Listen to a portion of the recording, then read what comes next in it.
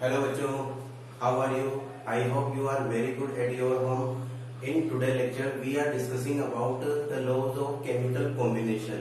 बच्चों, law of chemical combination ये बताते हैं कि जब मॉलिक्यूल या कंपाउंड या मिक्सचर का फॉर्मेशन होता है तो एलिमेंट जो है वो किस फॉर्म में आपस में कंबाइन होते हैं। तो बच्चों, ये जो केमिकल कॉम्बिनेशन लॉज हैं ये 5 तरह के हैं। उनमें से पहला जो लॉ है बच्चों वो है law of gaseous combination of Gay Lussac या gaseous law of gaseous volume. बच्चों, ये लॉ 1808 में दिया गया था गैलुसेक के द्वारा और ये लॉ ये बताता है कि जब किसी रिएक्शन में गैसियस सब्सटेंस जो है जो कि रिएक्टेंट और प्रोडक्ट है वो जब आपस में रिएक्ट करते हैं तो उनका जो रेशियो होता है या तो वो एक सिंपल नंबर होता है या वो एक प्रोपोर्शन में होते हैं, तो उस आधार पर ये आपस में कंबाइन करते हैं। ठीक है बच्चों, तो according to this law at the same temperature and pressure the volume of gaseous mixture that is reactant and product is same और इन अ सिंपल रेशियो। जैसे कि आप एग्जांपल में देख रहे हैं कि 1 मोल हाइड्रोजन गैस 1 मोल क्लोरीन गैस के साथ रिएक्ट कर रही है और 2 moles of hydrogen chloride gas का फॉर्मेशन कर रही है। तो गैसियस ही हमारे पास सब्सटेंस है, रिएक्टेंट भी गैसेस है और प्रोडक्ट भी उसका गैसेस है। हम कह रहे हैं कि 1 वॉल्यूम जो हाइड्रोजन का है वो 1 वॉल्यूम क्लोरीन के साथ रिएक्ट कर रहा है, तो 1 and 1 कितने हो गए बच्चों यहाँ पे 2, तो 2 वॉल्यूम यहाँ पर हमको हाइड्रोक्लोरिक एसिड या हाइड्रोजन क्लोराइड गैस का फॉर्मेशन होता है। यहाँ पर ये स्टोइकियोमेट्री के लिए लिखे हुए हैं। इसी प्रकार से हम यहाँ पर कह रहे हैं कि 1 volume of nitrogen when reacted with 3 volume of hydrogen then both react to each other and form 2 volumes of ammonia. इस तरीके से वो अमोनिया का फॉर्मेशन करते हैं। तो यह नाइट्रोजन हाइड्रोजन और अमोनिया का जो रेशियो है बच्चों वो है 1:3:2। जबकि हम यहाँ पर बात करें तो 1:1:2। तो ये सिंपल रेशियो में गैसियस सब्सटेंस होते हैं। ये Gay-Lussac law of gaseous volume बच्चों समझ में आ गया होगा आपको। उसके बाद में बच्चों अब हमारे पास में दूसरा लॉ आता है law of conservation of mass. Law of conservation of mass जो है एंटोनी लेवोशियर ने दिया था 1789 में। और बच्चों ये मास जो है वो ये लॉ जो है वो ये कहता है कि किसी भी केमिकल और फिजिकल प्रोसेस में जो सब्सटेंस लिए जाते हैं उनका मास जो है न तो आप बना सकते हो न उसे आप डिस्ट्रॉय कर सकते हो। यानी एनर्जी कंजर्वेशन लॉ की तरह ही यहाँ पर हम मास कंजर्वेशन लॉ की बात करते हैं। Mass neither created nor destroyed. तो इसकी डेफिनेशन क्या हुई? According to this law, in a physical or chemical process, the substance taken as a reactant or product, their mass is always conserved। यानी एक सब्सटेंस के मास को दूसरे सब्सटेंस के मास में कन्वर्ट किया जा सकता है, न कि हम उन्हें क्रिएट कर सकते हैं और न डिस्ट्रॉय कर सकते हैं। हम इसको एक एग्जांपल से समझते हैं बच्चों। हमारे पास जो पहला एग्जांपल है हम क्या कहते हैं कि हमारे पास में एक थर्मस फ्लास्क है और इस थर्मस फ्लास्क के अंदर हम एक डेफिनेट प्रोपोर्शन में या डेफिनेट वेट के हम आइस क्यूब से ले लेते हैं और इस आइस क्यूब का हम वेट कर लेते हैं। इस आइस क्यूब का हम क्या कर लेते हैं? वेट कर लेते हैं। माना इसका जो वेट है वो x ग्राम आ जाता है। अब हम इसको थोड़ा हीट कर देते हैं, तो हीट करने पर ये जो आइस थी बच्चों ये आइस जो है मेल्ट हो जाती है। तो उस केस में ये जो लिक्विड फॉर्म में कन्वर्ट हो जाएगा, ये वाटर बन जाएगा। अब हम इसका दोबारा जब वेट लेंगे तो ये हमें x ग्राम ही प्राप्त होगा। इसका मतलब क्या हुआ कि आपने एक फिजिकल प्रोसेस यानी सॉलिड को लिक्विड में कन्वर्ट किया, उसमें जो सब्सटेंस लिया था उसका मास जो है वो सिमिलर रहता है, मास चेंज नहीं होता। तो यहाँ पर कंजर्वेशन ऑफ मास को प्रूव किया जाता है। उसके अलावा लेवोशियर के बाद में एक साइंटिस्ट आया था, उसका नाम था लैंडोल्ट ने भी इस लॉ को प्रूव किया। उसने क्या किया बच्चों, एक एच शेप की ग्लास ट्यूब ली और इस एच शेप की जो ग्लास ट्यूब है इसके एक पोर्शन में उसने NaCl का सॉल्यूशन भरा जो कि गिवन वेट का था और दूसरे पोर्शन के अंदर उसने AgNO3 सॉल्यूशन को लिया और लेने के बाद में इसको शेक किया।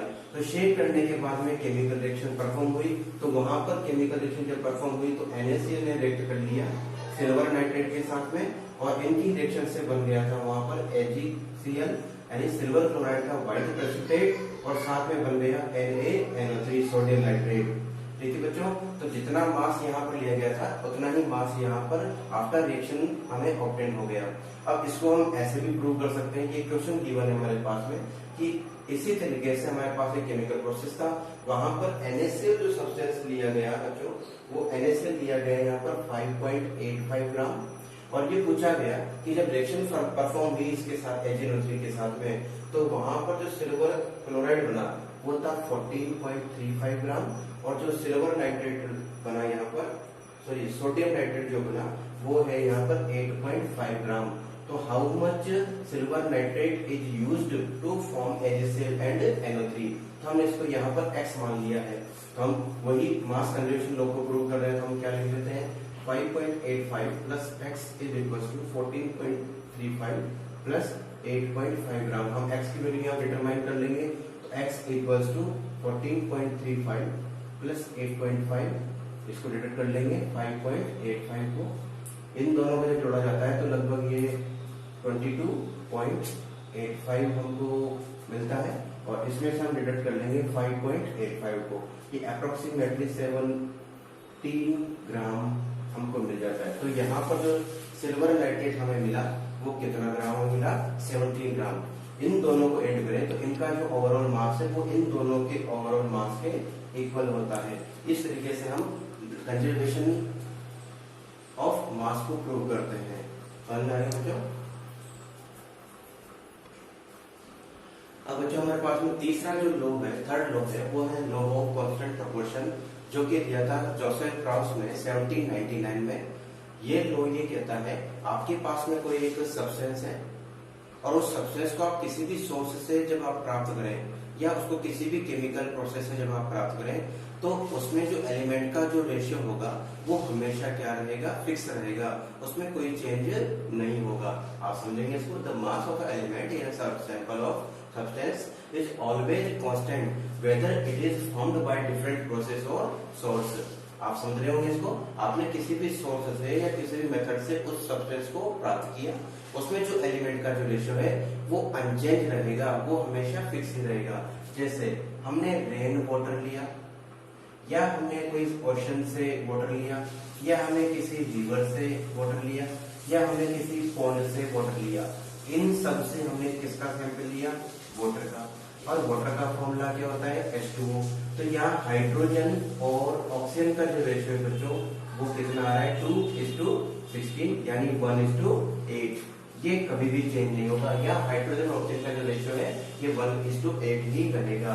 एक और एग्जाम्पल हम लेते हैं, हमने CO2 की बात कर रहे हैं यहाँ पे, हमने पहले मेथड यानी कैल्शियम कार्बोनेट को हीट किया। जब इसको हीट किया बच्चों तो हमें कैल्शियम ऑक्साइड और CO2 प्राप्त हुई। दूसरा मेथड हमारे पास ये था कि हमने कार्बन को in the presence of air इसको बर्न किया, तो बर्न करने पर ये बना दिया CO2 कार्बन डाइऑक्साइड। और थर्ड मेथड हमारे पास क्या है, हमारे पास लाइन है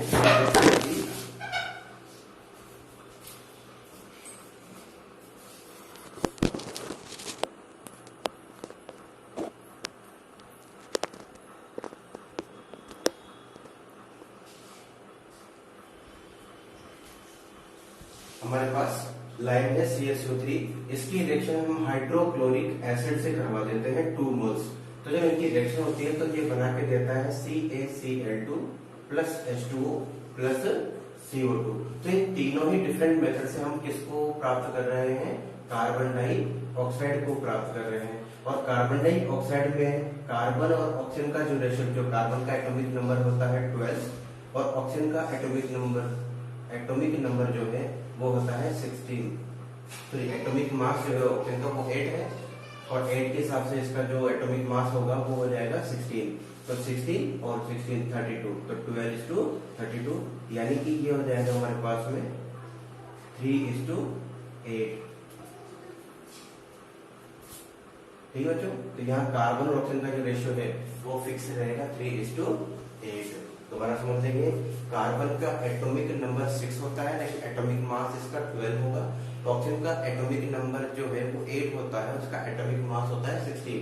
क्योंकि इसमें 2 ऑक्सीजन एटम है इसलिए 16 32 हो गया, और ये 12 ही है। इसका जो रेशियो लिया हमने तो ये कितना निकल के आ रहा है, 3:8। तो हमने इन दोनों एग्जाम्पल से ये प्रूव किया कि आपके पास जो सब्सटेंस जो आप डिफरेंट सोर्सेस से प्राप्त कर रहे हैं उनका जो एलिमेंटल जो रेशियो है वो कभी भी चेंज नहीं होगा। ये लॉ ऑफ कांस्टेंट प्रोपोर्शन।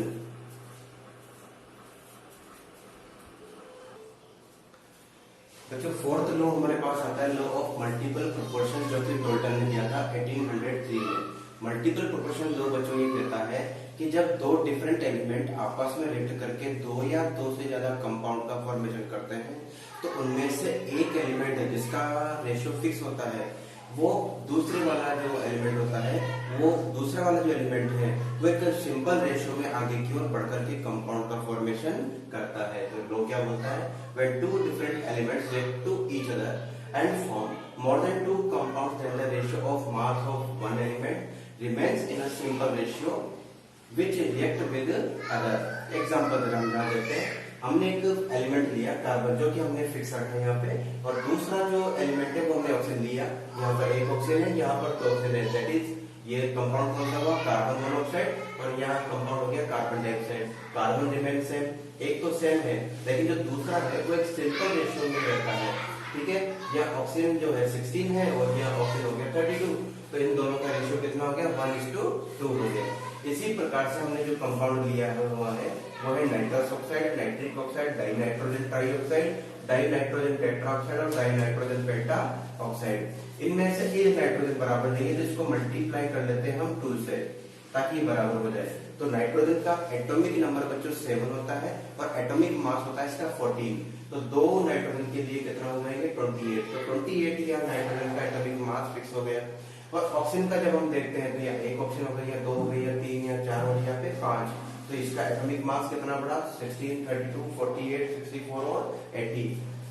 तो इन सब का जो रेशियो होगा ये 1:2:3:4:5, जो सिंपल रेशियो में आपको दिखाई दे रहा है।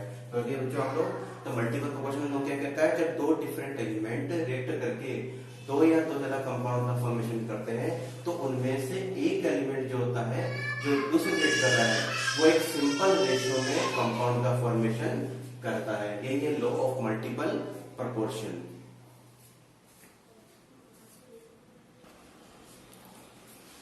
बच्चों अब हमारे पास में पांचवा जो लॉ है वो है लॉ ऑफ रेसिप्रोकल प्रोपोर्शन। ये बच्चों दिया था रिचर्ड ने और टाइमिंग है इसका 1792।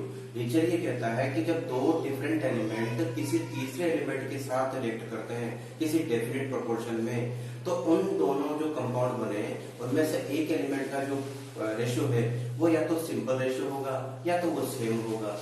जरा पढ़ेंगे आप लोग, when two different elements react with third element, दो डिफरेंट एलिमेंट एक थर्ड एलिमेंट के साथ रिएक्ट करते हैं definite ratio, then their atomic mass will remain same और in a simple ratio। या तो वो सेम रहेंगे या वो एक सिंपल रेशियो में रहेंगे। आप समझिए बात को, जब दो डिफरेंट एलिमेंट किसी थर्ड एलिमेंट के साथ रिएक्ट करते हैं तो उनके एटॉमिक मास के जो रेशियो है या तो वो सेम होंगे या वो एक सिंपल रेशियो में होंगे। तो यहाँ पर सल्फर और ऑक्सीजन का जो रेशियो है वो कितना आ रहा है बच्चों, 2:1 आ रहा है।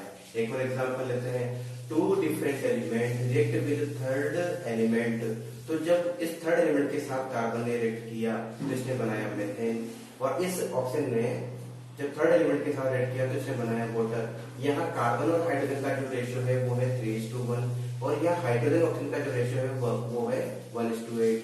इन दोनों एग्जाम्पल के अंदर ऑक्सीजन और हाइड्रोजन जो है वो क्या है, डिसिमिलर है, यानी A एंड B। और जो C एलिमेंट है बच्चों, सॉरी ऑक्सीजन और कार्बन, ये तो हो गए हमारे पास में A एंड B एलिमेंट। और जो C एलिमेंट है वो हो गया हाइड्रोजन। तो हाइड्रोजन का जो रेशियो अगर आप देखोगे तो यहाँ 1 है और यहाँ जो रेशियो कितना आया 1 है। तो या तो ये सेम होंगे या वो एक सिंपल रेशियो में होंगे। आप किसी भी एग्जाम्पल को इसमें लेकर के देख सकते हैं। तो ये है लॉ ऑफ रेसिप्रोकल प्रोपोर्शन। आपको समझ में आ गया होगा, आप यहाँ से इसको स्टडी कर लेंगे। तो इस तरीके से हमने लॉ ऑफ केमिकल कॉम्बिनेशन को आज के वीडियो लेक्चर में एंड किया। अगर किसी बच्चे को कोई समस्या हो तो मुझसे बात कर सकता है। हम लोगों ने सावधानी पूर्वक इसके एग्जाम्पल को स्टडी किया है, आप इसको नोट कर लेंगे अपनी कॉपी में। अगले लेक्चर के अंदर हम लोग अवोगाड्रो कंसेप्ट यानी मोल कंसेप्ट की ओर बढ़ेंगे, जो कि केमिस्ट्री का एक बहुत इंपॉर्टेंट पार्ट होता है। तब तक के लिए बच्चों गुड बाय।